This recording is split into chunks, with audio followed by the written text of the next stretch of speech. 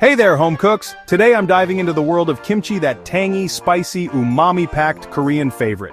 If you've ever wanted to make your own kimchi at home, stick around because I'm breaking down the steps to create this fermented goodness. First up, let's prep the Napa Cabbage. Grab a large one, about 3 pounds. Quarter it lengthwise, then cut each quarter into a couple of chunks.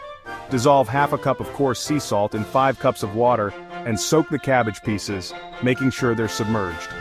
Let them sit for 2 to 4 hours, flipping occasionally, until the leaves become nice and pliable. Rinse thoroughly under cold water a few times to get rid of the excess salt, and drain well. Next, we're making the sauce, the kimchi paste.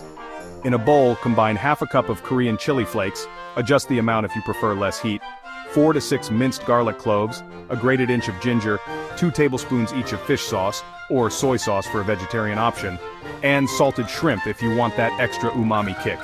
Add 2 tablespoons of sugar, a finely chopped or blended small onion, and a bit of water to get a thick, spreadable paste. Now, it's veggie time. In a large bowl, mix 1 julienned daikon radish, 4 green onions cut into 1-inch pieces, and an optional julienned carrot. Pour in that kimchi paste and get everything well coated. Here comes the fun part, combining with the cabbage. Wearing gloves to avoid staining and irritation, spread the paste onto each leaf of the cabbage chunks. Massage it thoroughly. You want every piece to be covered. Pack the coated cabbage and veggies tightly into a clean, airtight jar or container, pressing down to remove any air pockets. Leave it at room temperature for 1 to 2 days.